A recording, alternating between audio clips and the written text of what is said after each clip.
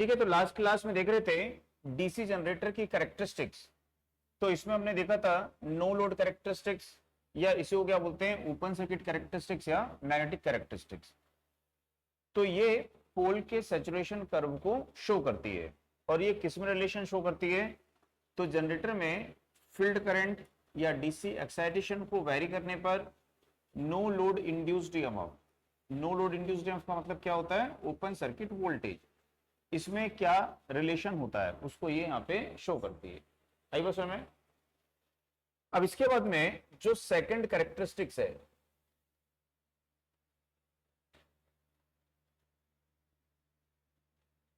वो होती है इंटरनल कैरेक्टरिस्टिक्स। सेकंड कैरेक्टरिस्टिक बोलते हैं इंटरनल कैरेक्टरिस्टिक्स,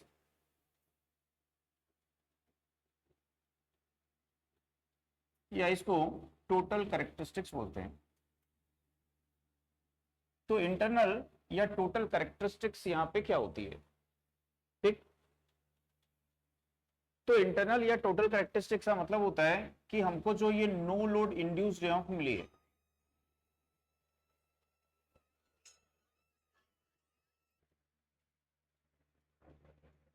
ठीक है यहां पे। तो जो इंटरनल कैरेक्टरिस्टिक्स है या टोटल कैरेक्टरिस्टिक्स है, ये किसमें रिलेशन यहां पे शो करती है। तो जैसे देखेंगे यहां पे कि कल हमने पढ़ा था कि नो लोड इंड्यूस्ड ईएमएफ होती है, ठीक।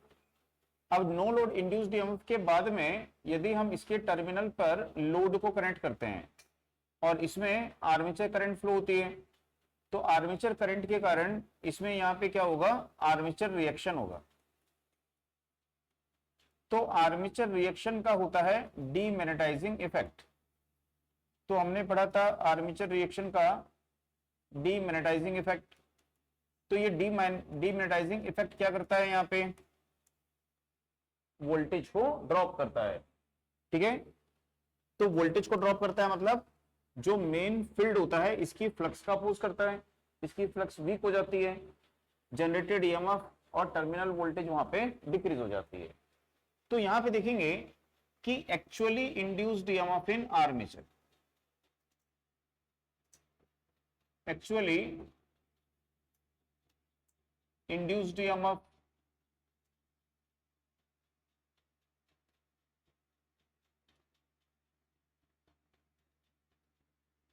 तो इसको ई से डिनोट कर रहे हैं, एक्चुअली इंड्यूस्ड ईएमएफ। ये कैसे मिलेगी हमको, तो यहां पे जो नो लोड इंड्यूस्ड ईएमएफ है,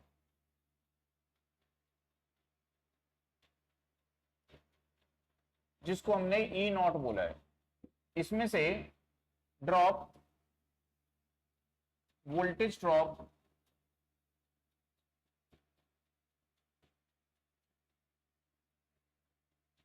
ड्यू टू डीमैग्नेटाइजिंग इफेक्ट।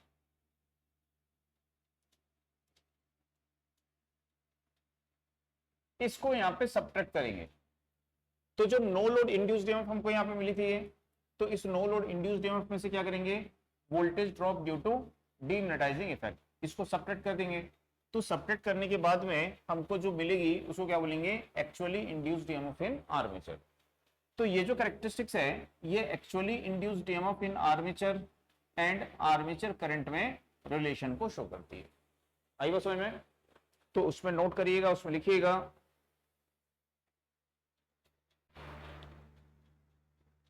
यह characteristics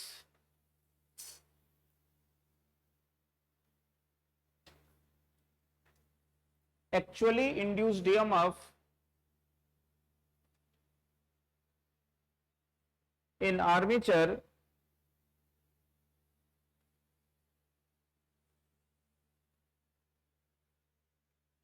capital E,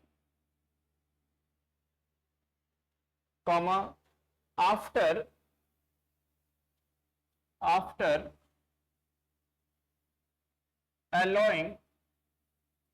allowing the demagnetizing effect, after allowing the demagnetizing effect of armature reaction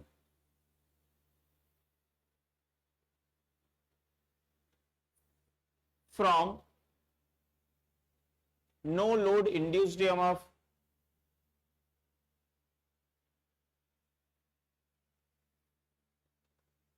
and armature current IA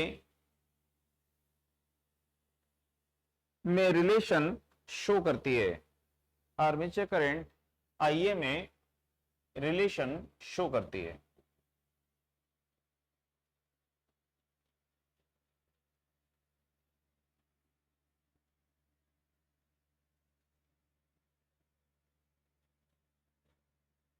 ठीक, में रिलेशन को ये शो करती है। उसके बाद में इसको नोट कर लीजिए,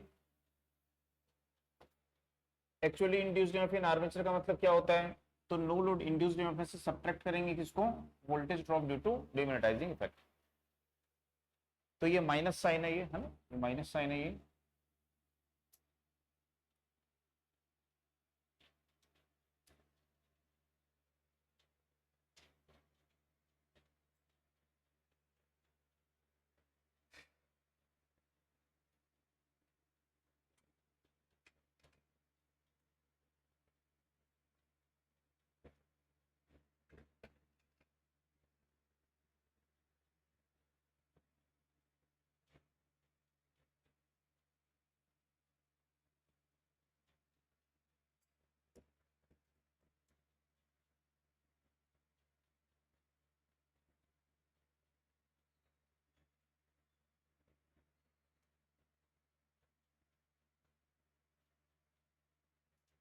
हो गया, नोट कर लिए।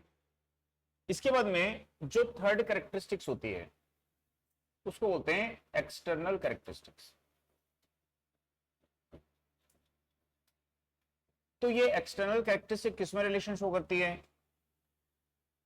तो ये रिलेशन शो करती है कि जब हम यहाँ पे लोड कनेक्ट कर दिए, ठीक, लोड कनेक्ट करने के बाद में अब यहाँ पे जो करंट फ्लो हो रही है वो कौन सी करंट है, लोड करंट। और उस कंडीशन में यहाँ पे हमको क्या मिल रही है, टर्मिनल वोल्टेज मिल रही है V। तो अब ये टर्मिनल वोल्टेज V और actually induced EMF in armature capital E, इन दोनों में क्या डिफरेंस है। तो जब यहाँ पे लोड कनेक्ट किए, लोड करंट फ्लो हो रही है, तो इसमें जो आर्मेचर रेजिस्टेंस है उसमें ड्रॉप होगा, तो आर्मेचर रेजिस्टेंस में क्या होगा, IARA ड्रॉप होगा। ठीक, तो इस E में से हम क्या करेंगे, IARA ड्रॉप को सब्ट्रैक्ट कर, तो हमको क्या मिल जाएगा, टर्मिनल वोल्टेज मिल जाएगी। ठीक, तो ये जो कैरेक्टरिस्टिक्स होती है, टर्मिनल वोल्टेज भी एंड लोड करंट I में रिलेशन को शो करती है। आई बात समझ में आ रहा है। तो इसको हम इस तरह से याद रख सकते हैं,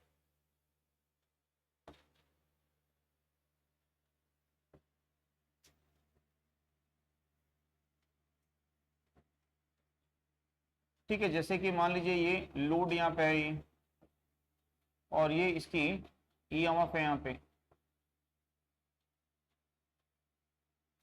ठीक, तो नो लोड से फुल लोड तक EMF की वैल्यू क्या है यहाँ पे, सपोज मान लीजिए ये कांस्टेंट। तो ये जो शो कर रहा है ये किसको शो कर रहा है, नो लोड इंड्यूस्ड EMF। ठीक है, कि यदि फील्ड करंट की वैल्यू इंक्रीज होती है तो हमको क्या मिलती है, नो लोड इंड्यूस्ड EMF। तो ये नो लोड इंड्यूस्ड EMF में शो कर रहा है। तो जो फर्स्ट कैरेक्टरिस्टिक्स होती है वो फर्स्ट कैरेक्टरिस्टिक किसमें रिलेशन शो करती है, तो वो रिलेशन शो करती है हमारी जो नो लोड इंड्यूस्ड EMF होती है और फील्ड करंट, इसमें रिलेशन शो करती है। तो ये फर्स्ट कैरेक्टरिस्टिक्स हो गई यहाँ पे।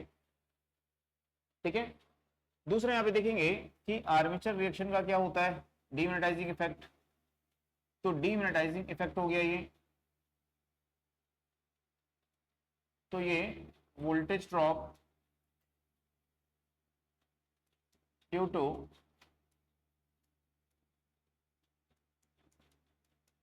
Demagnetising effect. ठीक, तो अब क्या मिलेगी आपको, ये actually induced EMF in armature, और आर्मेचर करंट में जो रिलेशन शो करेगी उसको क्या बोलेंगे कि ये क्या है, सेकंड कैरेक्टरिस्टिक्स है। तो सेकंड कैरेक्टरिस्टिक्स यानी क्या हो गया, उसकी इंटरनल कैरेक्टरिस्टिक हो गई, टोटल कैरेक्टरिस्टिक्स हो गई। ठीक, अब इसके बाद में यदि आर्मेचर करंट की वैल्यू इंक्रीज होती है तो जो IARA ड्रॉप है ना, लोड इंक्रीज होगा तो क्या इंक्रीज होगी, आर्मेचर करंट। यदि आर्मेचर करंट इंक्रीज होती है तो जो IARA ड्रॉप होता है उसकी वैल्यू भी क्या होती है यहाँ पे इंक्रीज होती है। तो ये I A R A drop ये शो कर रहा है कि आई ए आर ए ड्रॉप इंक्रीज होता है। कब इंक्रीज होता है? जब आर्मेचर करंट की वैल्यू इंक्रीज होती है। तो जब I A R A drop कब इंक्रीज होगा? आर्मेचर करंट की वैल्यू इंक्रीज होगी। ठीक है, I A R A drop है, लोड इंक्रीज होगा, आर्मेचर करंट इंक्रीज होगी, तो फिर इन दोनों का प्रोडक्ट बढ़ेगा वहां पे। ठीक, तो यदि ये ड्रॉप इंक्रीज होता है तो हमारी टर्मिनल वोल्टेज क्या होगी? और कम हो जाएगी यहाँ पे। तो यहाँ पे ये हमको मिलेगी V और ये हमारी हो गई लोड करंट। इनमें जो रिलेशन बताएगा ये हमारी थर्ड कैरेक्टरिस्टिक हो जाएगी। तो ये हमको कब मिलता है? तो ये आफ्टर, तो इसको यहाँ पे लिख देते हैं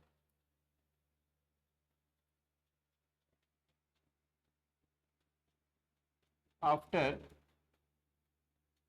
आई ए आर ए ड्रॉप। तो जो आर्मेचर रेजिस्टेंस ड्रॉप है उसको सब्ट्रैक्ट करोगे ई में से तो क्या मिल जाएगा आपको? वी मिल जाएगा। तो ये सभी किसको बता रही है? वोल्टेज को। ये no load induced EMF, subtract करेंगे demagnetising effect, load induced EMF, या बोल उसको बोलेंगे यहाँ पे एक्चुअली इंड्यूस्ड ईएमएफ। और उसके बाद में आपको क्या मिलेगी? आईआरए ड्रॉप को सब्ट्रैक्ट करेंगे तो टर्मिनल वोल्टेज। तो ये तीनों वोल्टेज है और ये फील्ड करंट है, आर्मेचर करंट है और लोड करंट है। इसमें रिलेशन को शो करेगा। तो उसको यहाँ पे इसकी जो एक्सटर्नल कैरेक्टरिस्टिक्स करेंगे। ठीक, तो एक्सटर्नल कैरेक्टरिस्टिक्स में नोट करिएगा।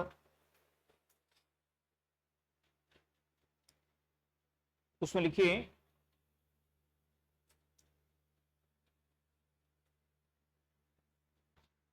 Actually induced EMF in armature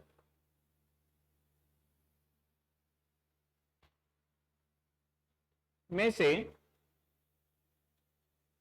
armature resistance drop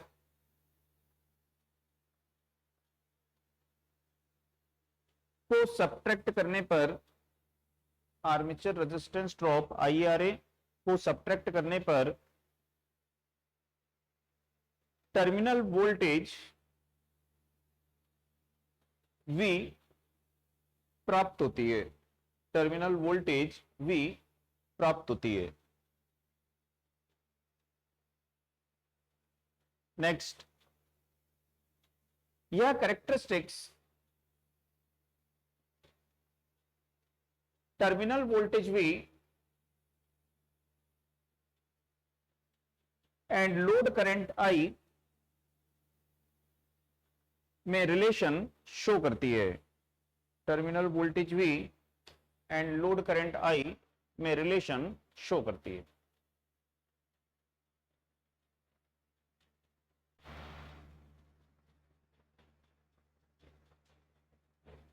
ठीक,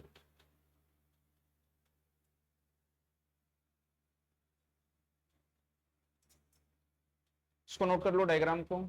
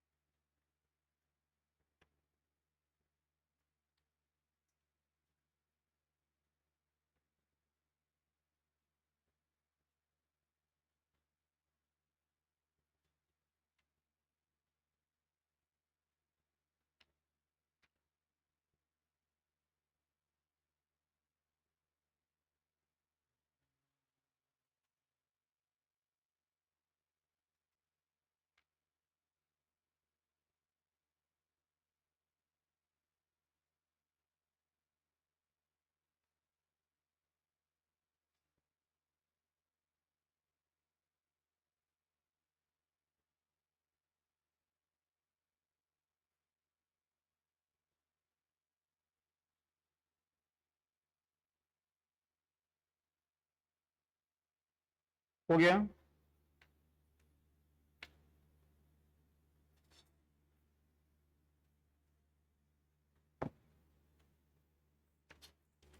नोट कर लिए।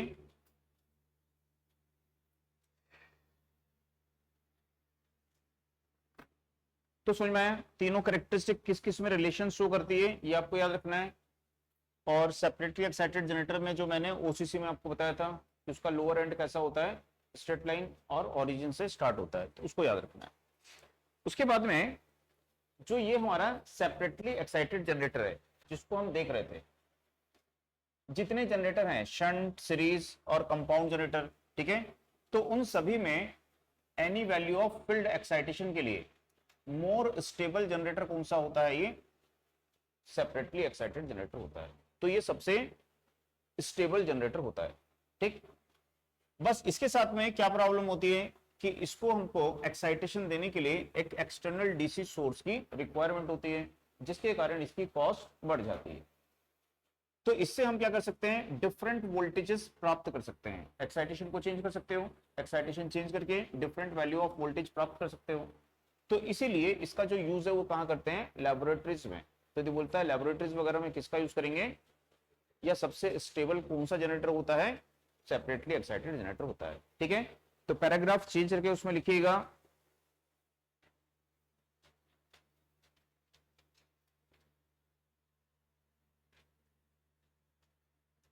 Self excited generator, self excited generator की तुलना में,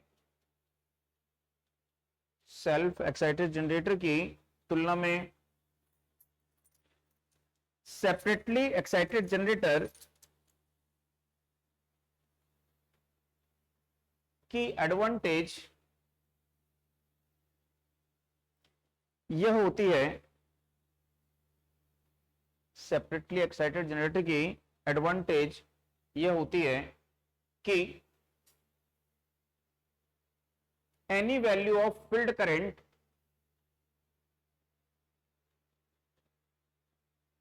पर यह स्टेबल कंडीशन में, any value of field current पर यह स्टेबल कंडीशन में ऑपरेट होता है, स्टेबल कंडीशन में ऑपरेट होता है। नेक्स्ट के पैराग्राफ चेंज करके इसकी डिसएडवांटेज, डिसएडवांटेज क्या होती है,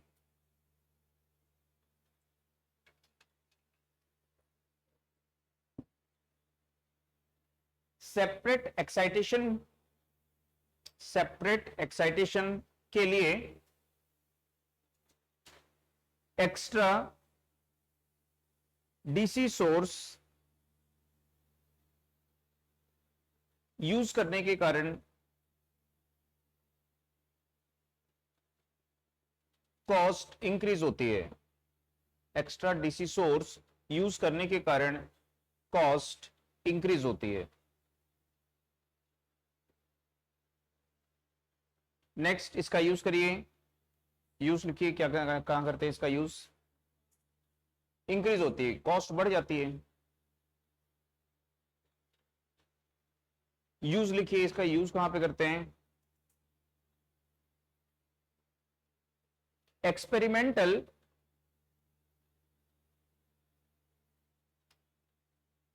and testing, experimental and testing laboratories में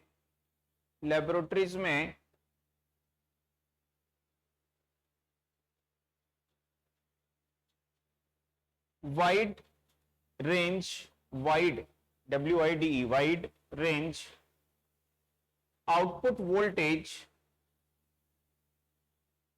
प्राप्त करने के लिए, वाइड रेंज आउटपुट वोल्टेज प्राप्त करने के लिए इसका यूज करते हैं।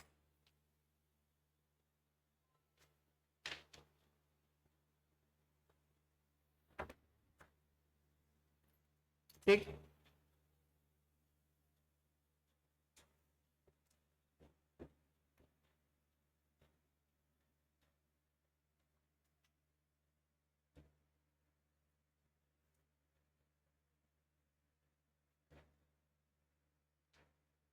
इसके बाद में देखेंगे एक होता है लोड सैचुरेशन कर्व।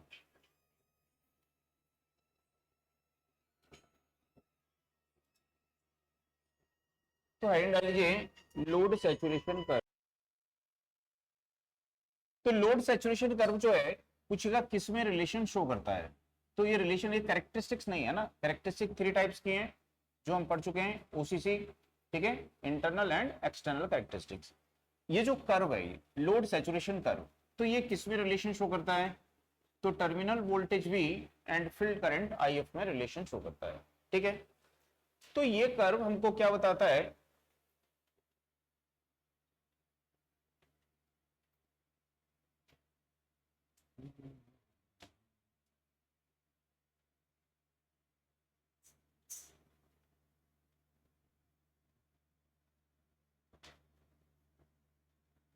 तो ये कर्व हमको बताता है यहाँ पे कि जैसे अभी हमने थोड़ी देर पहले देखा था कि नो लोड इंड्यूस्ड ईएमएफ यहाँ पे होती है ये,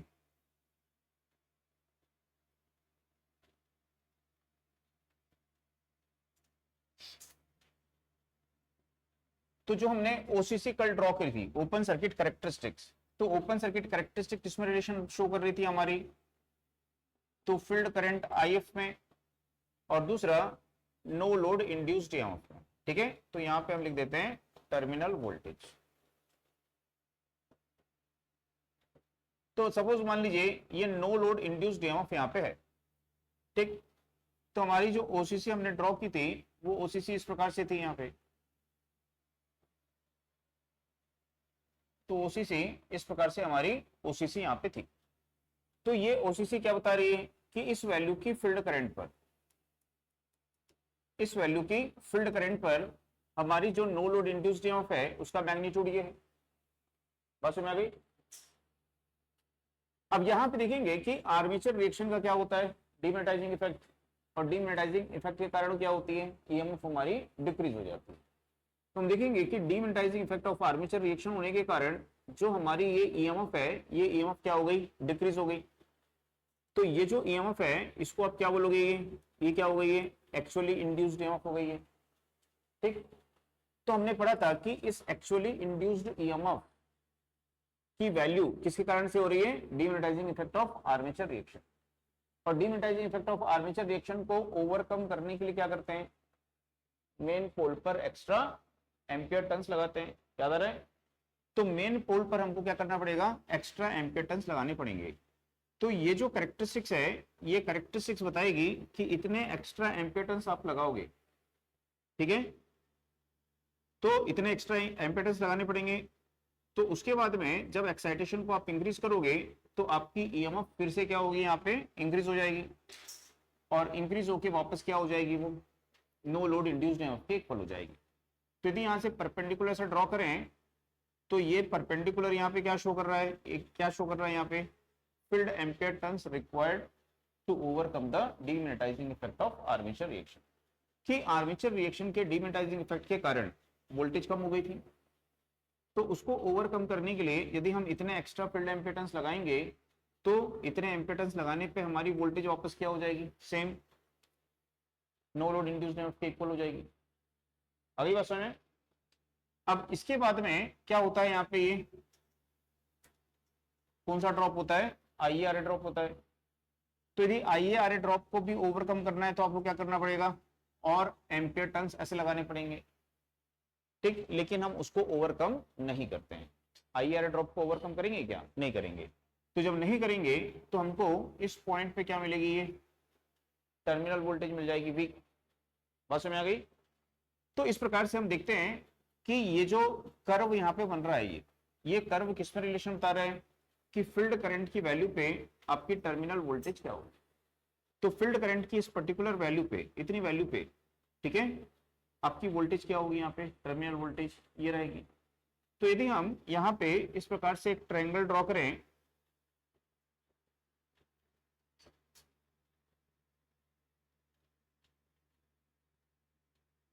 इस तरह से ये ट्रायंगल ड्रॉ करें, तो ये ट्रायंगल में ये वैल्यू किसको बताएगी, आर्मेचर रिएक्शन ना, फील्ड एम्पियर टर्न्स को बताएगी, उसी कारण जो ड्रॉप होता है।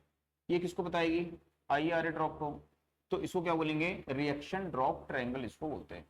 ठीक है, तो ये ट्रायंगल जो है इसको क्या बोलेंगे, रिएक्शन ड्रॉप ट्रायंगल।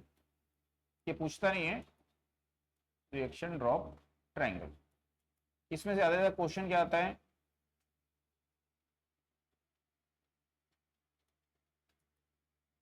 तो इसमें से क्वेश्चन आता है कि ये कैरेक्टरिस्टिक किसमें रिलेशन शो करती है।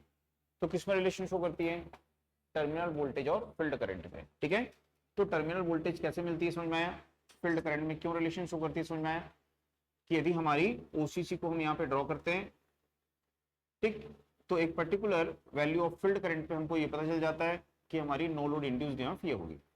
लेकिन demagnetising effect of armature reaction क्या करता है, वोल्टेज को डिक्रीज करता है।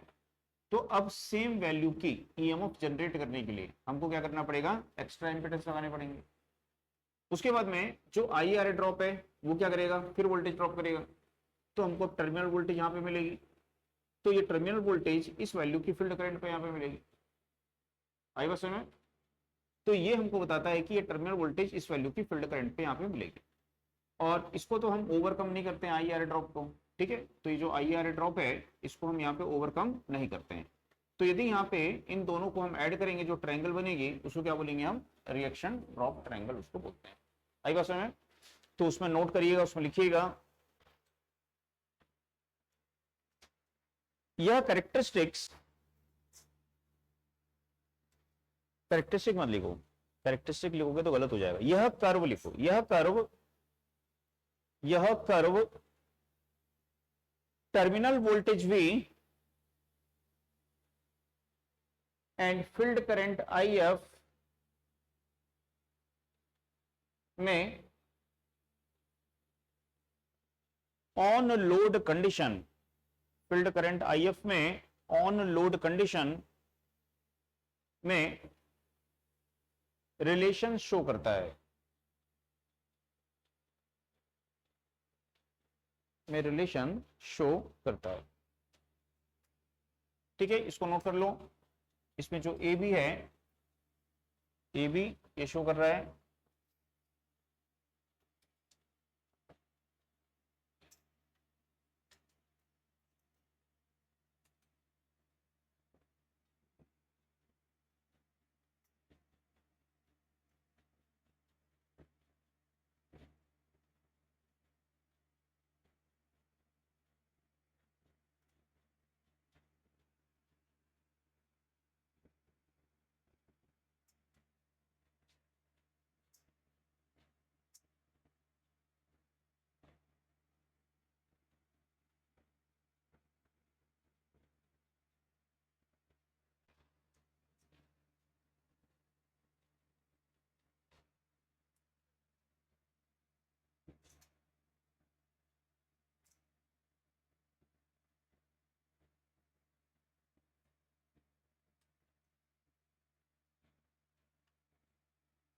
ठीक है, लिख लेना, triangle XYZ is called reaction drop triangle.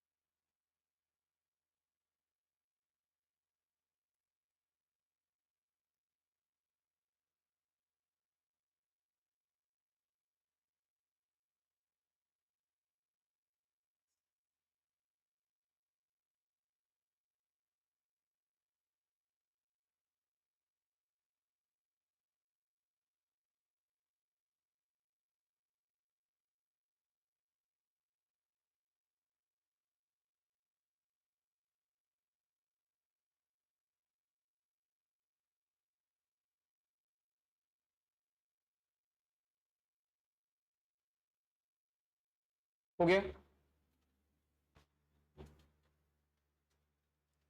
Note कर लिए।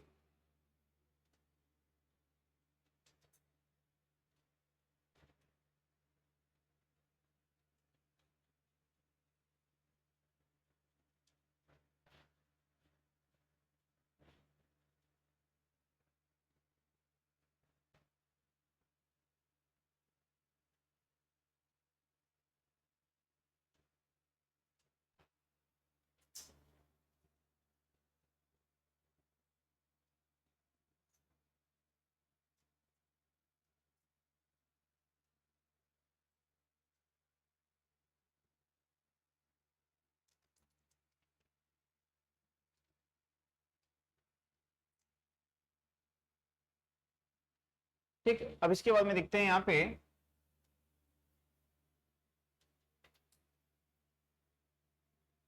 नो लोड या नो लोड कैरेक्टरिस्टिक्स या open circuit characteristics of self excited generator. तो जो सेल्फ एक्साइटेड जनरेटर होता है उसकी ओसीसी या फिर नो लोड कैरेक्टरिस्टिक्स जो है वो कैसी यहाँ पे होती है। तो यदि हम देखेंगे कि जो सेल्फ एक्साइटेड जनरेटर है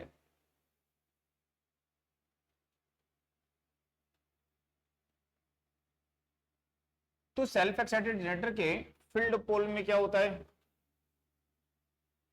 तो जैसे कि हम जानते हैं कि जो सेल्फ एक्साइटेड जनरेटर होता है इस जनरेटर के फील्ड पोल में क्या होता है, रेसिडुअल मैग्नेटिज्म होता है। ठीक, तो इसका मतलब है कि यदि फील्ड करंट की वैल्यू 0 है तब भी इसके पास में क्या है, फ्लक्स है, और वो फ्लक्स कितनी है, तो 2 to 5% ऑफ रेटेड फ्लक्स है, इतनी फ्लक्स यहाँ पे है। तो जब इसको हम रेटेड स्पीड पर रन कर देंगे, ठीक है, ये ईएमएफ इक्वेशन है।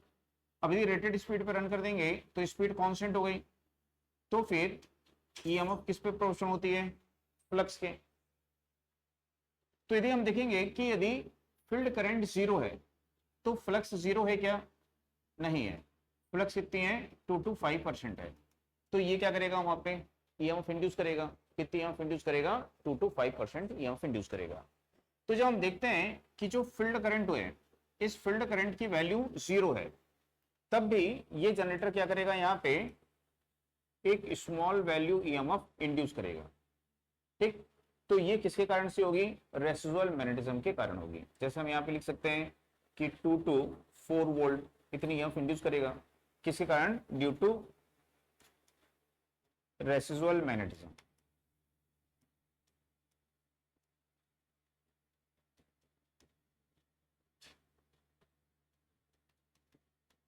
तो रेसिडुअल मैग्नेटिज्म के कारण ये क्या करेगा, फील्ड करंट 0 होने पर भी एक ईएमएफ इंड्यूस करेगा। तो इसका मतलब है कि ये कैरेक्टरिस्टिक्स जो है ओरिजिन से स्टार्ट नहीं होगी।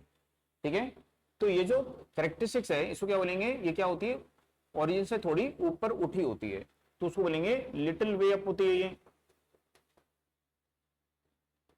लिटिल वे अप यानी थोड़ा ऊपर उठी हुई होती है।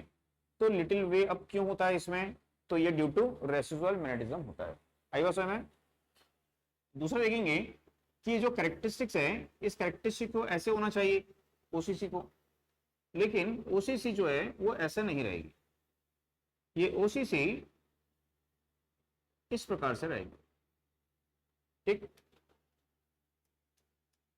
तो ओसीसी के लोअर एंड पर हम देखते हैं क्या है, स्मॉल कर्वेचर है। तो ये जो है स्मॉल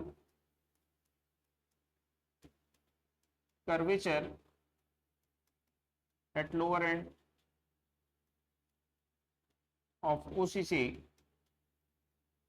ये है ड्यू टू मैग्नेटिक इनर्शिया।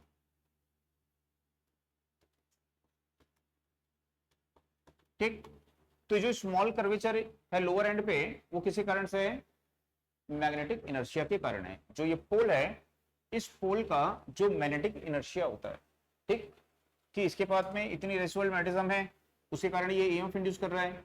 तो जब फील्ड करंट की वैल्यू क्या होगी, इंक्रीज होगी, तो फील्ड करंट की वैल्यू इंक्रीज होने पर इसका जो मैग्नेटिज्म होता है वो पहले क्या होगा, थोड़ा वीक होगा, ठीक है, ऐसा वीक होगा यहाँ पे। और उसके बाद में मैग्नेटिज्म क्या होगा, इंक्रीज होगा, फ्लक्स इंक्रीज होगी, और उसके कारण फिर ईएमएफ की वैल्यू क्या होगी, यहाँ पे इंक्रीज होगी। ठीक, तो ये आपको याद रखना है कि इसकी जो ओसीसी होती है वो ओसीसी कैसी होती है। ठीक, तो उसमें नोट करिए, उसमें लिखिए सेल्फ एक्साइटेड जनरेटर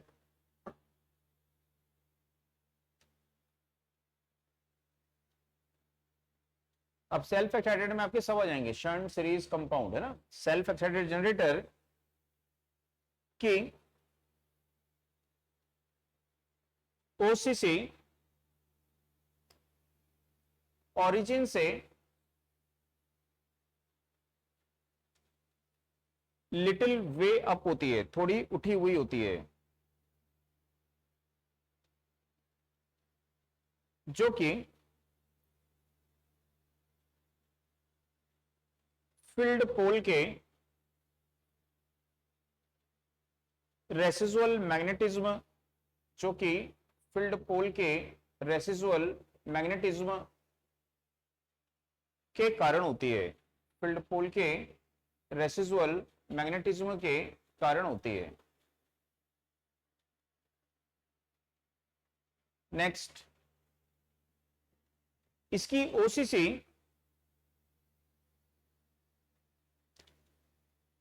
के लोअर एंड पर, इसकी ओसीसी के लोअर एंड पर स्मॉल कर्वेचर होता है, स्मॉल कर्वेचर होता है, जो कि पोल के मैग्नेटिक इनर्शिया के कारण होता है, जो कि पोल के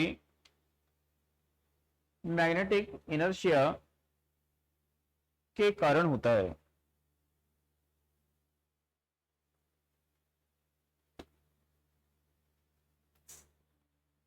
जो कि पोल के मैग्नेटिक इनर्शिया के कारण होता है। इसको नोट कर लो, कैरेक्टरिस्टिक्स को।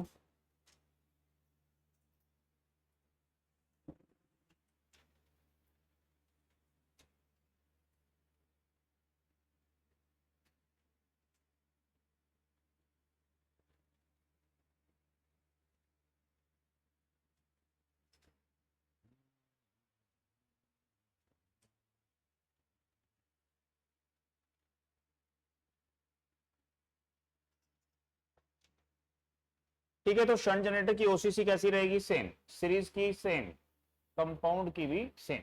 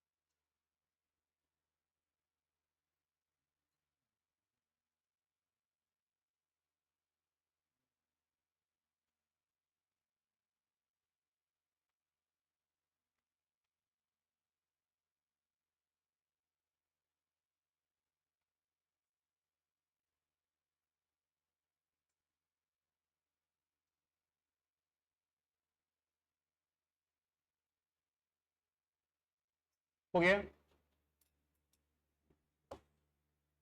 इसके बाद में हेडिंग डालिए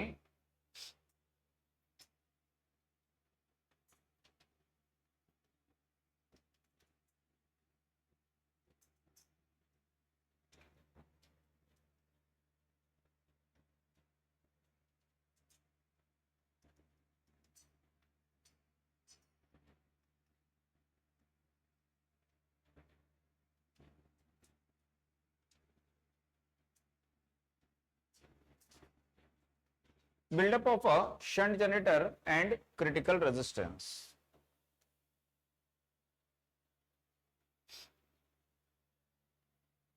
किसके लिए देख रहे हैं ये? Shunt generator. ठीक, तो शंट जनरेटर के लिए यहां पे देख रहे हैं। तो जैसे हम देखते हैं कि ये हमारा एक शंट जनरेटर है।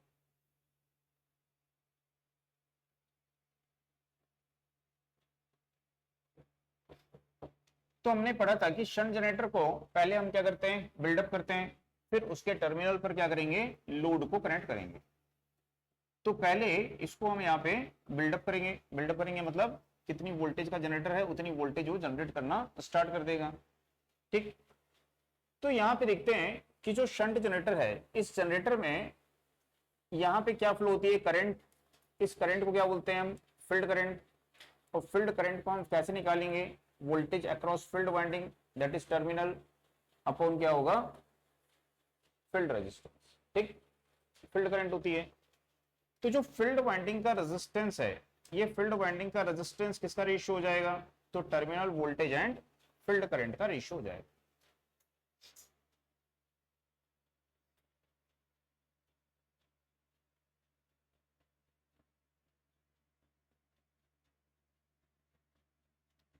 तो यदि हम इस प्रकार से शो करते हैं कि ये हमारी फील्ड करंट है और ये हमारी टर्मिनल वोल्टेज है।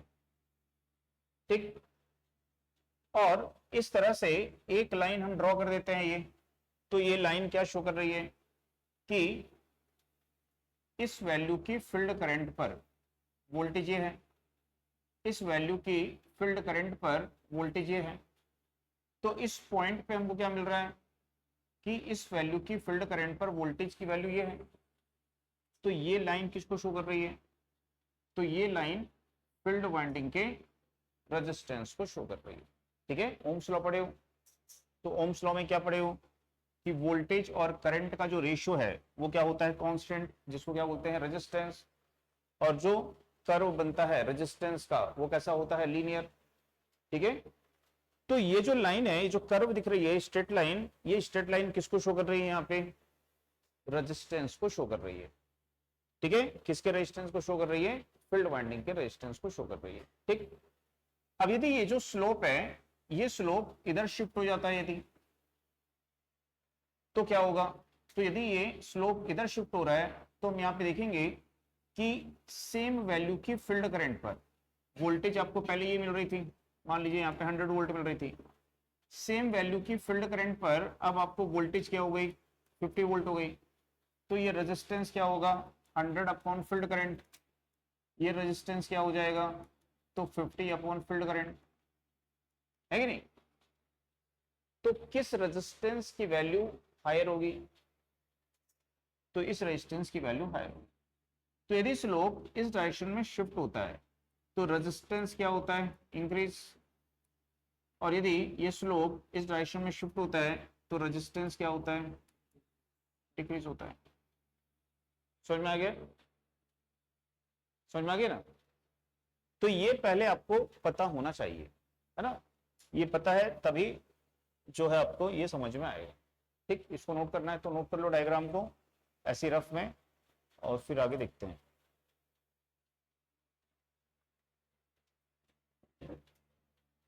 तो ये क्या है, स्लोप ऑफ रेजिस्टेंस है ये। तो ये है स्लोप ऑफ रेजिस्टेंस।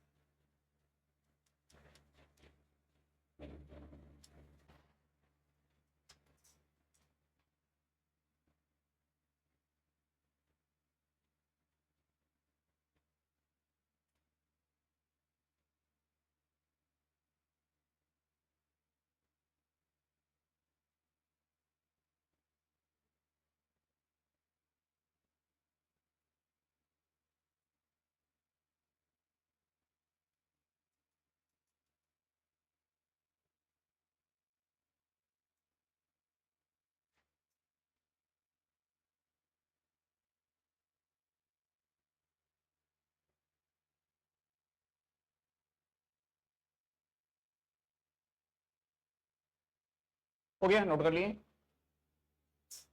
तो अब इसके बाद में इसको समझते हैं आगे।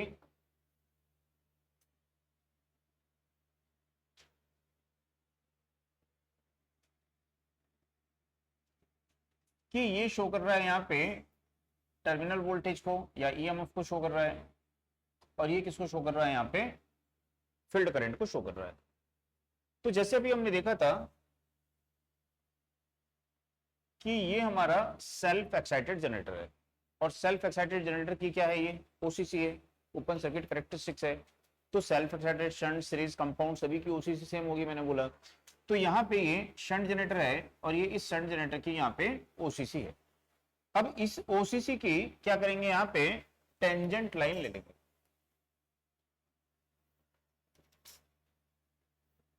तो इस ओसीसी की टेंजेंट लाइन, इसकी स्पर्श रेखा ले लीजिए यहाँ पे।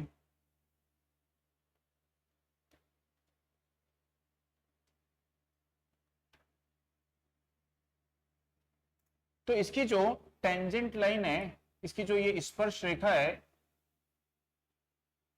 ये क्या शो कर रही है, रेजिस्टेंस की वैल्यू को, है ना। वोल्टेज और करंट का रेशियो है, रेजिस्टेंस की वैल्यू को शो कर रही है। तो यहाँ पे ये किसको शो कर रही है, इसके क्रिटिकल रेजिस्टेंस को शो कर रही है। आई बात समझ में। तो क्रिटिकल रेजिस्टेंस का मतलब होता है कि जो शंट जनरेटर है, शंट जनरेटर की फील्ड वाइंडिंग के रेजिस्टेंस की वह वैल्यू, शंट जनरेटर की फील्ड वाइंडिंग के रेजिस्टेंस की वह वैल्यू जो उस जनरेटर की ओसीसी की टेंजेंट लाइन होती है। तो वो रेजिस्टेंस की वैल्यू क्या कहलाती है, जनरेटर की क्रिटिकल रेजिस्टेंस कहलाती है। बात समझ में आ गई कि क्रिटिकल रेजिस्टेंस को क्या होता है। तो शंट जनरेटर की फील्ड वाइंडिंग का रेजिस्टेंस है, उस रेजिस्टेंस की कोई वैल्यू है, 10 ओम 15 ओम कुछ भी है, ठीक है, उस रेजिस्टेंस की एक वैल्यू है। और वो वैल्यू कौन सी होती है, जो कि उस जनरेटर की ओसीसी की टेंजेंट लाइन होगी। तो वो क्या शो करती है, उस जनरेटर के फील्ड वाइंडिंग के क्रिटिकल रेजिस्टेंस को शो करती है, ठीक। तो यदि जनरेटर की फील्ड वाइंडिंग का जो रेजिस्टेंस है, शंट फील्ड वाइंडिंग का जो रेजिस्टेंस है, ये शंट फील्ड वाइंडिंग का रेजिस्टेंस किसके इक्वल होता है, क्रिटिकल रेजिस्टेंस के इक्वल होता है। तो उस कंडीशन में जो जनरेटर है वो जस्ट एक्साइटेड होता है, बट वो बिल्डअप नहीं होता है। वो केवल उत्तेजित होगा, जनरेटर केवल एक्साइटेड होगा, लेकिन वो बिल्डअप नहीं होगा। बिल्डअप नहीं होगा मतलब वो वोल्टेज जनरेट करके आपको नहीं देगा। आगे बात समझ में। तो जनरेटर जो है सिर्फ क्या होगा, जस्ट एक्साइटेड होगा, लेकिन वो आपको वोल्टेज बिल्डअप करके यहाँ पे नहीं देगा। तो फिर क्या होना चाहिए, तो शंट जनरेटर की फील्ड वाइंडिंग का जो रेजिस्टेंस है वो क्रिटिकल वैल्यू से क्या होना चाहिए, कम होना चाहिए, ठीक है। तो शंट फील्ड वाइंडिंग के रेजिस्टेंस की वैल्यू क्या होनी चाहिए, तो शंट फील्ड वाइंडिंग के रेजिस्टेंस की वैल्यू क्रिटिकल वैल्यू से कम होनी चाहिए, तभी जनरेटर क्या करेगा, बिल्डअप होगा, तभी वो एक्साइटेड होगा, तभी वो आपको वोल्टेज जनरेट करके यहाँ पे देगा। तो यदि हम इसके रेजिस्टेंस को ड्रॉ करें कि इसके रेजिस्टेंस की वैल्यू क्या होनी चाहिए, लो होनी चाहिए। तो यदि हम इसके रेजिस्टेंस को लो कर देते हैं, तो ये जो रेजिस्टेंस का स्लोप है यहां पे आ जाएगा ये। तो ये रेजिस्टेंस ऑफ क्या होगा, शंट फील्ड वाइंडिंग, और इस रेजिस्टेंस की वैल्यू क्या है, क्रिटिकल रेजिस्टेंस से कम है। मैंने बताया था कि यदि स्लोप इस डायरेक्शन में शिफ्ट होगा तो रेजिस्टेंस क्या होगा, आपका डिक्रीज होगा, और यदि स्लोप इस डायरेक्शन में शिफ्ट होगा तो रेजिस्टेंस क्या होगा, यहाँ पे इंक्रीज होगा, ठीक। तो यदि ये रेजिस्टेंस जो है क्रिटिकल ना हो, क्रिटिकल से कम होगा, तो जनरेटर क्या करेगा, बिल्डअप होगा, ईएमएफ जनरेट करके देगा, ठीक। तो यहाँ पे देखेंगे कि यदि क्रिटिकल होता है तो ये ईएमएफ कितनी जनरेट करके दे रहा है, तो इस फील्ड करंट पर, फील्ड करंट की इस वैल्यू पे जनरेटर की जो नो लोड इंड्यूस्ड ईएमएफ है उसकी वैल्यू ये। तो इस वैल्यू की फील्ड करंट पर जनरेटर की नो लोड इंड्यूस्ड ईएमएफ कितनी है, ई नॉट। जनरेटर बिल्डअप हो रहा है, और बिल्डअप हो रहा है तो इस फील्ड करंट पर आपको क्या दे रहा है, वो ईएमएफ जनरेट करके दे रहा है। आई बात समझ में। तो शंट फील्ड वाइंडिंग का रेजिस्टेंस क्या होना चाहिए, क्रिटिकल रेजिस्टेंस से कम होना चाहिए, तभी जनरेटर बिल्डअप होगा और वोल्टेज जनरेट करके वो देगा। इतना समझ में आया? तो ऐसा होता क्यों है, ऐसा क्यों होता है यहाँ पे? अगर ये स्लोप जो है रेजिस्टेंस का इधर शिफ्ट हो रहा है, यदि बोलता है कि शंट फील्ड वाइंडिंग के रेजिस्टेंस की जो वैल्यू है वो मोर देन क्रिटिकल वैल्यू है, यदि ऐसा ही बोल सकता है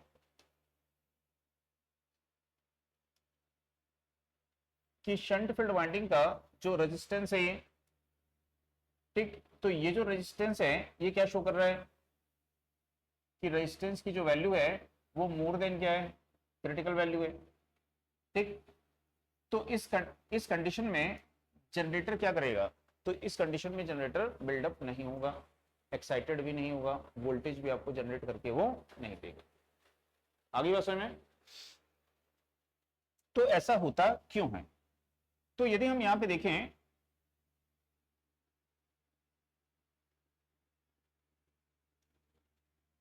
कि जब सबसे पहले हमने पढ़ा है, तो सबसे पहले हमने क्या पढ़ा है कि इसके फील्ड पोल में क्या होता है, रेसिडुअल मैग्नेटिज्म होता है, और वो रेसिडुअल मैग्नेटिज्म कितना होता है, तो 2 to 5% इसके फील्ड पोल में रेसिडुअल मैग्नेटिज्म होता है। बात समझ आ रही? तो इसके फील्ड पोल में 2 to 5% रेसिडुअल मैग्नेटिज्म है, यानी कि इसकी फील्ड करंट जीरो होने पर भी, इसकी फील्ड करंट जीरो होने पर भी यदि इसके आर्मेचर को हम रोटेट कर देते हैं तो ये कितनी ईएमएफ जनरेट करके आपको देगा, तो 2 to 5% ईएमएफ आपको जनरेट करके देगा। ये पढ़े हम। तो जब ये ईएमएफ जनरेट करेगा, मान लो आपका जनरेटर 200 वोल्ट का है, तो ये ईएमएफ जनरेट कर रहा है, और ईएमएफ कितनी जनरेट कर रहा है, 200 का 2 to 5%, यानी 10 वोल्ट जनरेट कर रहा है। तो ये 10 वोल्ट यहाँ पे इसको मिलेगी। अब इसमें इस 10 वोल्ट के कारण क्या फ्लो होगी, करंट। तो जब इसमें करंट फ्लो होगी तो पहले तो करंट जीरो थी, तब इतनी फ्लक्स थी। अब इस वोल्टेज के कारण, ठीक, यहाँ पे कितनी करंट फ्लो होगी, कुछ स्मॉल वैल्यू करंट फ्लो होगी, तो उसके कारण ये फ्लक्स क्या हो जाएगी, बढ़ जाएगी।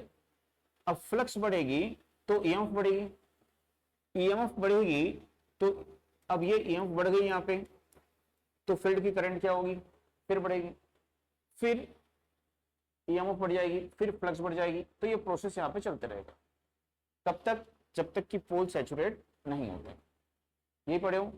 और जब पोल सैचुरेट हो जाएंगे तो फिर फ्लक्स इंक्रीज होना स्टॉप हो जाएगी, फ्लक्स बढ़ना बंद हो जाएगी तो ईएमएफ बढ़ना बंद हो जाएगी, और हमारा जनरेटर क्या होगा, बिल्डअप हो जाएगा, ठीक। तो यहाँ पे जो ईएमएफ इंड्यूस्ड होती है आर्मेचर में, क्या ये एक साथ 200 वोल्ट इंड्यूस्ड हो जाती है, नहीं, ये धीरे धीरे बढ़ती है। ईएमएफ क्या होती है, धीरे धीरे बढ़ती है। तो इंड्यूस्ड ईएमएफ इन आर्मेचर ये क्या करती है, तो इंड्यूस्ड ईएमएफ इन आर्मेचर जो है ये शंट फील्ड ड्रॉप इसको ओवरकम करती है, ठीक।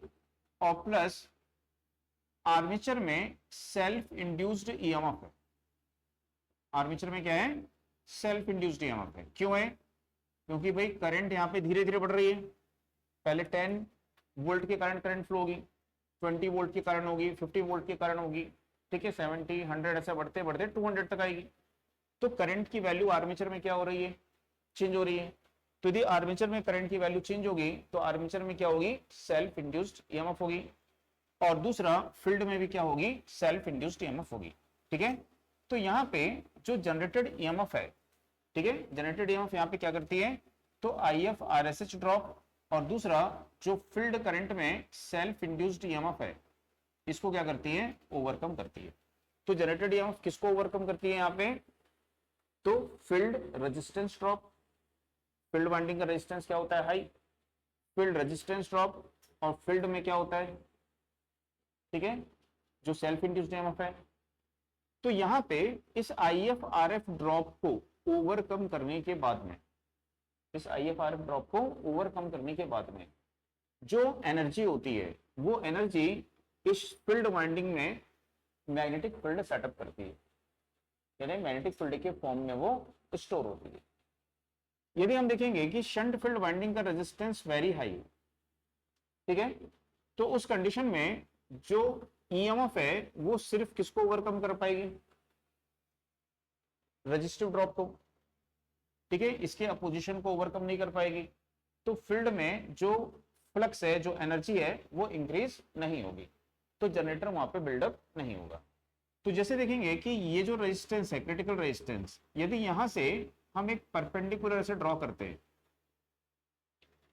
ठीक है, इसका जो टेंजेंट पॉइंट है, स्पर्श बिंदु है, वहां से एक ऐसा परपेंडिकुलर यहाँ पे ड्रॉ करते हैं, तो ये जो परपेंडिकुलर है ए बी, ये क्या शो कर रहा है यहाँ पे, तो ये शो कर रहा है रजिस्टिव वोल्टेज ड्रॉप, ठीक है, इसको शो करेगा।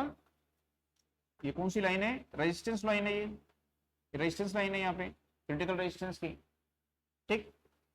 और यहाँ पे हम क्या बोल रहे हैं कि ये फील्ड करंट है, तो इस फील्ड करंट के कारण इस रेजिस्टेंस में कितना ड्रॉप हो रहा है, ये ड्रॉप हो रहा है, ये ड्रॉप, इसी ड्रॉप को हम यहाँ पे लिखते हैं, ठीक है। तो वोल्टेज और करंट का रेशियो क्या है, रेजिस्टेंस, तो ये वोल्टेज कहां से आ रही है, इस रेजिस्टेंस में ड्रॉप हो रही है, वही रेजिस्टेंस यहाँ वोल्टेज यहाँ पे आ रही है, आइए समझ। तो यहाँ पे देखेंगे कि ये क्या शो कर रहा है यहाँ पे, तो ये शो कर रहा है यहाँ पे IF-RF ड्रॉप, ठीक है। इसका मतलब है कि जितनी EMF ये जनरेट कर रहा है, वो पूरी EMF कहां चली जा रही है, तो फील्ड वाइंडिंग के रेजिस्टेंस में ड्रॉप हो जा रही है, ठीक है। इसको ओवरकम करने के लिए कोई EMF यहाँ पे नहीं है, तो जब इसको ओवरकम नहीं करेगा तो इसमें एनर्जी स्टोर नहीं होगी फील्ड में, और उसकी मैग्नेटिक फ्लक्स वहां पे इंक्रीज नहीं होगी। लेकिन यदि हम शंट फील्ड वाइंडिंग के रेजिस्टेंस की वैल्यू को डिक्रीज कर देते हैं, तो उसके बाद में हम देखेंगे कि यदि हम परपेंडिकुलर ड्रॉ कर रहे हैं, तो इस लाइन के लिए, इस शंट रेजिस्टेंस के लिए, इसमें आपको ये दो सेक्शन दिखेंगे, यहाँ पे एक सेक्शन ये दिखेगा, दूसरा सेक्शन ये दिखेगा, ठीक। तो यहाँ पे ये जो सेक्शन है, ये सेक्शन किसको शो करेगा, IF-RSH ड्रॉप, ठीक है। ये लाइन कौन सी है, रेजिस्टेंस लाइन है, तो रेजिस्टेंस लाइन में किसको शो करेगा, रेजिस्टेंस वोल्टेज ड्रॉप को शो करेगा, ठीक है। और ये किसको शो करेगा, LdIF/dt को शो करेगा, ठीक है।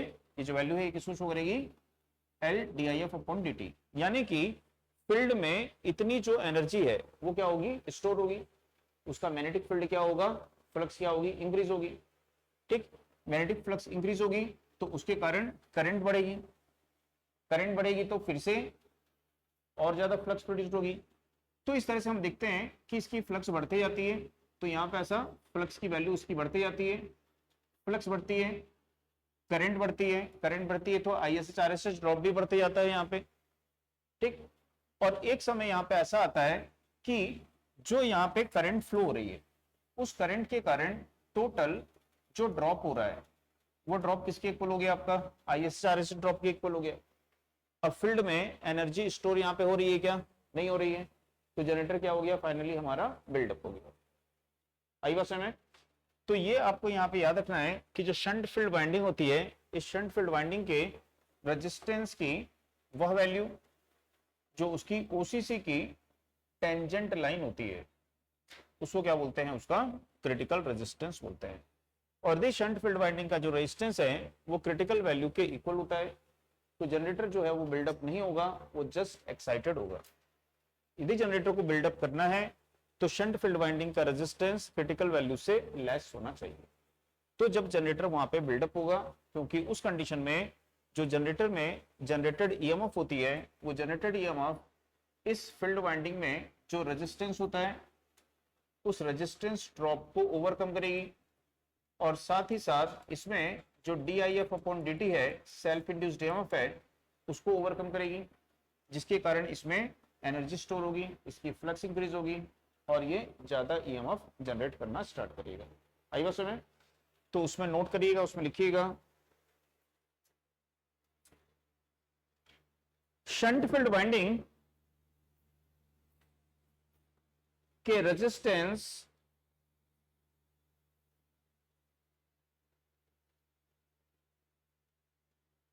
की वह वैल्यू, शंट फील्ड वाइंडिंग के रेजिस्टेंस की वह वैल्यू जो रेजिस्टेंस की वह वैल्यू जो ओपन सर्किट कैरेक्टरिस्टिक्स की टेंजेंट लाइन, स्पर्श रेखा, जो ओपन सर्किट कैरेक्टरिस्टिक्स की टेंजेंट लाइन, स्पर्श रेखा होती है,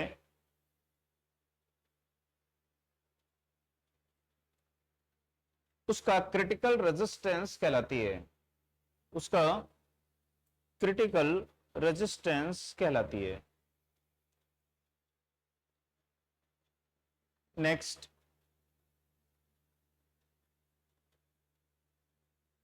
यदि शंट फील्ड वाइंडिंग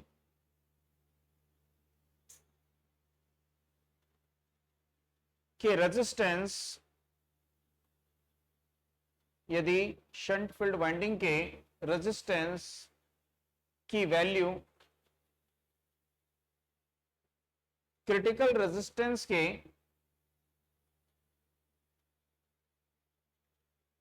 इक्वल होती है,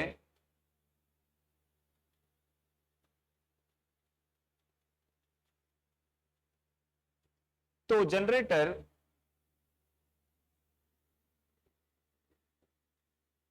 जस्ट एक्साइटेड होता है, जनरेटर जस्ट एक्साइटेड होता है, लेकिन बिल्डअप नहीं होता है, लेकिन बिल्डअप नहीं होता है। अर्थात वोल्टेज जनरेट करके नहीं देता है। बिल्डअप नहीं होता है का मतलब वोल्टेज जनरेट करके नहीं देता है।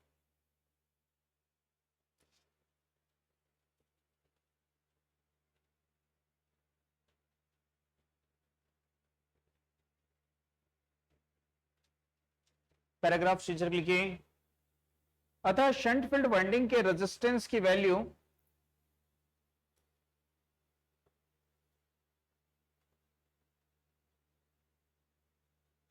लेस देन क्रिटिकल वैल्यू होनी चाहिए, या लेस देन क्रिटिकल रेजिस्टेंस होनी चाहिए। अतः शंट फील्ड वाइंडिंग के रेजिस्टेंस की value less than critical resistance होनी चाहिए। तो शंट फील्ड वाइंडिंग के रेजिस्टेंस की value less than critical resistance होनी चाहिए, तभी जनरेटर बिल्डअप होता है, तभी जनरेटर बिल्डअप होता है।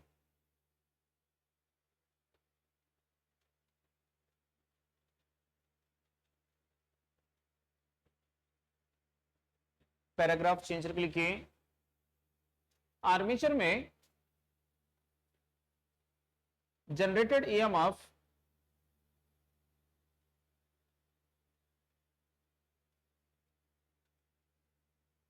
फील्ड वाइंडिंग के ओहमिक ड्रॉप, फील्ड वाइंडिंग के ohmic drop IFRSH and field coil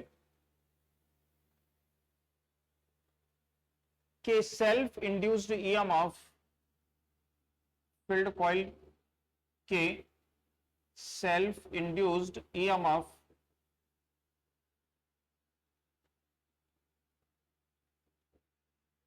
field coil के सेल्फ इंड्यूस्ड ईएमएफ को ओवरकम करती है,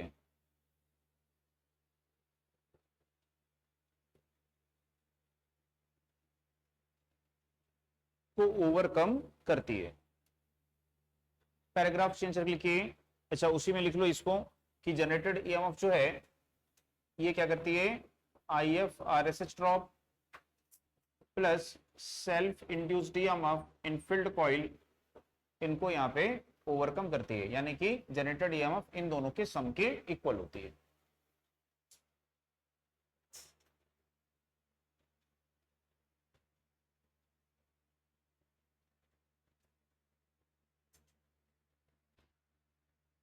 ठीक, पैराग्राफ चेंज लिखिए, यदि जनरेटेड ईएमएफ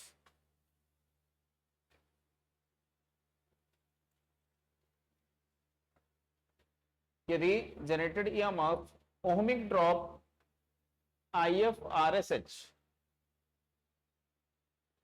से एक्सेस होती है, यदि generated EMF ohmic drop IFRSH से एक्सेस होती है, ज्यादा होती है, तो केवल तभी फील्ड पोल में एनर्जी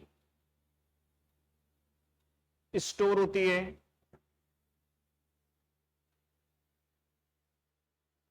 उसकी फ्लक्स इंक्रीज होती है,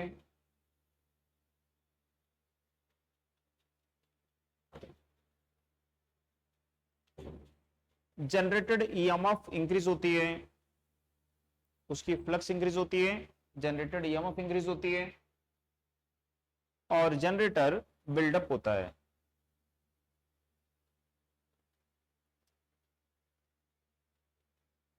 और जनरेटर बिल्डअप होता है।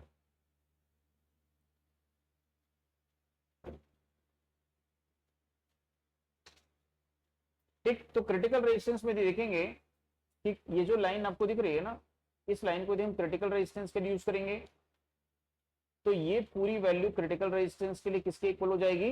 IFRSH ड्रॉप के इक्वल हो जाएगी, ओमिक ड्रॉप के इक्वल हो जाएगी। तो एनर्जी स्टोर नहीं होगी फील्ड में। यदि इसी लाइन को हम इस स्लोप के लिए देखेंगे जो लेस देन क्रिटिकल रेजिस्टेंस है, तो यहाँ पे ये ओमिक ड्रॉप होगा और ये यहाँ पे क्या होगा? ओवरकम कर रहा है किसको? सेल्फ इंड्यूस्ड ईएमएफ को। तो इसके बाद में जो ईएमएफ बच रही है वो ईएमएफ क्या करेगी? फील्ड पोल में एनर्जी को स्टोर करेगी, और एनर्जी फील्ड पोल में होगी तो फ्लक्स बढ़ेगी, फ्लक्स बढ़ेगी तो फिर जनरेटेड ईएमएफ बढ़ेगी। तो ये प्रोसेस वहां पे कम्युलेटिव चलते रहेगा और फाइनली हमारा जनरेटर क्या होगा? बिल्डअप हो जाएगा। तो जब हमारा जनरेटर बिल्डअप हो जाता है तो फिर फील्ड की करंट बढ़ना बंद हो जाती है, तो DI/dt रेट 0 हो जाता है, यानी कि सेल्फ इंड्यूस्ड ईएमएफ 0 हो जाती है। तो टोटल जनरेटेड ईएमएफ किसके इक्वल हो जाती है? IFRSH ड्रॉप के इक्वल हो जाती है। अगली बात समझ में? तो इसको नोट कर लो ग्राफ को।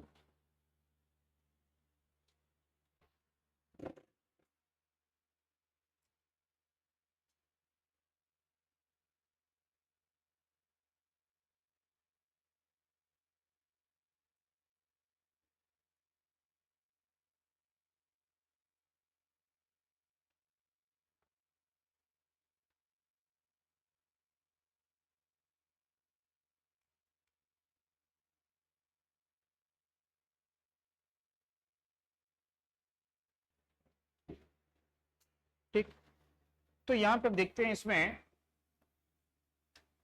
कि जो ये क्रिटिकल रेजिस्टेंस है, ये क्रिटिकल रेजिस्टेंस किस पर डिपेंड करता है? तो क्रिटिकल रेजिस्टेंस जो होता है ये आर्मेचर की स्पीड के क्या होता है?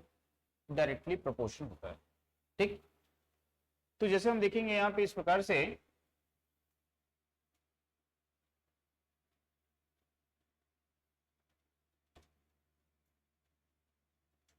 कि कोई एक ही जनरेटर है यहाँ पे, या इसको हटा देते हैं अभी। कोई जनरेटर है और इस जनरेटर की क्या है? ये OCC है। तो किसी जनरेटर की OCC है तो ये क्या बता रही है कि ये फील्ड करंट और ये इसके यहाँ पे EMF है यहाँ पे। तो ये जो OCC ड्रॉ की है, ये OCC हमने ड्रॉ की है मान लीजिए एक फिक्स स्पीड पे और 1000 RPM। तो कोई एक जनरेटर है पर्टिकुलर और उस पर्टिकुलर जनरेटर के लिए हमने OCC ड्रॉ किए, तो OCC कितने स्पीड के लिए ड्रॉ किए? 1000 RPM। ठीक, तो इसका मतलब है कि जनरेटर को हमने क्या कर दिया? एक फिक्स स्पीड पर रोटेट कर दिया, और वो फिक्स स्पीड कितनी है? 1000 RPM। और 1000 RPM पे उसको रोटेट करके उसकी फील्ड करंट को 0 से इंक्रीज कर रहे हैं और उसकी टर्मिनल वोल्टेज को नोट करते जा रहे हैं।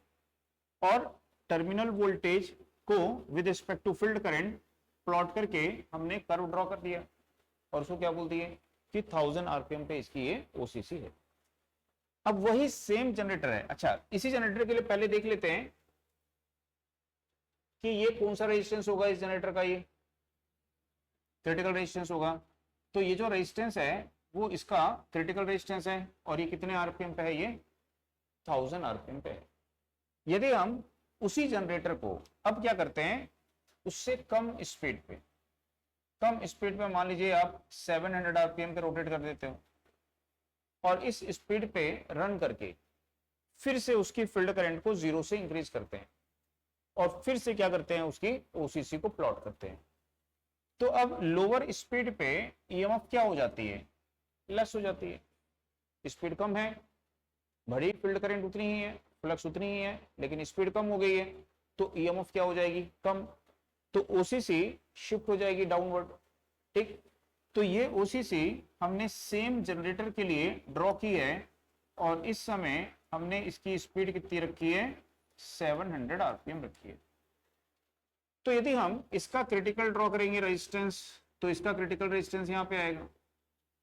तो मैंने बताया था यदि स्लोप नीचे शिफ्ट होता है तो रेजिस्टेंस की वैल्यू क्या हो रही है, डिक्रीज हो रही है। तो हायर स्पीड पे रेजिस्टेंस हाई रहेगा, लोअर स्पीड पे रेजिस्टेंस भी क्या हो जाएगा, लो होगा।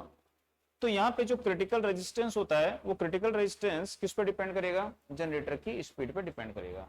यदि जनरेटर को हम हाई स्पीड पे रन करेंगे तो उसके क्रिटिकल रेजिस्टेंस की वैल्यू हाई होगी। उसी जनरेटर को यदि हम लो स्पीड पे रन करेंगे तो उसकी क्रिटिकल रेजिस्टेंस की वैल्यू क्या हो जाएगी, लो हो जाएगी। तो सपोज मान लीजिए कि जो ये जनरेटर था, इस जनरेटर का है ना, जनरेटर के लिए क्रिटिकल रेजिस्टेंस यहाँ पे मान लीजिए 80 ओम है, तो यहाँ पे उसी का रेजिस्टेंस कितना हो जाएगा, 50 ओम हो जाएगा। अब आपका जो शंट जनरेटर है, ये शंट जनरेटर है ये, और इस शंट जनरेटर में इसको जब आपने बनाया है तो इसके रेजिस्टेंस की वैल्यू आपने कितनी रखी है, 50 ओम रखी हुई है। तो यदि इस जनरेटर को आप 1000 आरपीएम पे रन करोगे तो ये आपको क्या करेगा, ईएमएफ जनरेट करके देगा, है कि नहीं, क्योंकि इस समय इसका रेजिस्टेंस क्रिटिकल वैल्यू से कम है, जनरेट करके देगा।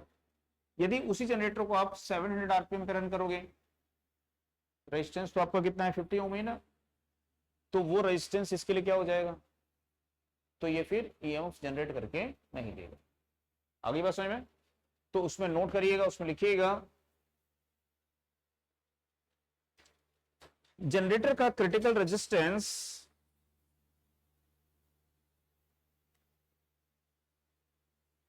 उसकी स्पीड के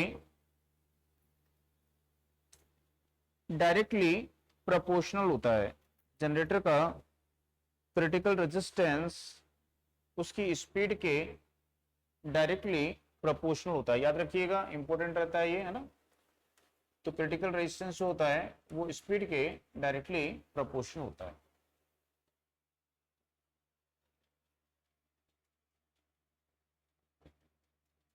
तो क्रिटिकल स्पीड किसको बोलेंगे,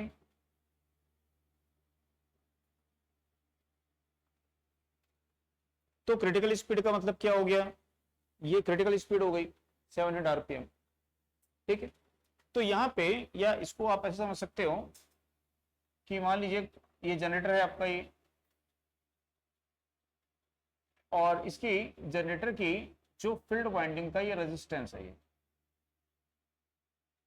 जनरेटर की फील्ड वाइंडिंग का रेजिस्टेंस है ये, तो ये हमने लिखा था 1000 आरपीएम। 1000 आरपीएम पे इसकी फील्ड वाइंडिंग का जो रेजिस्टेंस हमने रखा हुआ है कितना है, 50 ओम। तो यदि 1000 आरपीएम पे रन कर रहा है, ठीक है, और उसकी फील्ड वाइंडिंग का रेजिस्टेंस 50 ओम है, तो जनरेटर इस फील्ड करंट पर बिल्डअप हो जाएगा, इतनी ईएमएफ जनरेट करके देगा। लेकिन यदि उसी जनरेटर को हम लोअर स्पीड पे रन करते हैं तो उसकी फील्ड वाइंडिंग का रेजिस्टेंस इस स्पीड पर टेंजेंट लाइन आ जाएगा, तो ये स्पीड जनरेटर के लिए क्या हो जाएगी, क्रिटिकल स्पीड हो जाएगी। यानी कि वह स्पीड जिस पे शंट फील्ड वाइंडिंग का रेजिस्टेंस क्या ऑफर करता है, क्रिटिकल वैल्यू ऑफर करता है। ठीक है, तो जनरेटर की वह स्पीड जिस पर शंट फील्ड वाइंडिंग का रेजिस्टेंस क्या बन जाएगा, उसके लिए क्रिटिकल बन जाएगा, तो उस स्पीड को क्या बोलेंगे, क्रिटिकल स्पीड बोलेंगे। तो उसमें नोट करिएगा, वह स्पीड जिस पर शंट फील्ड वाइंडिंग का रेजिस्टेंस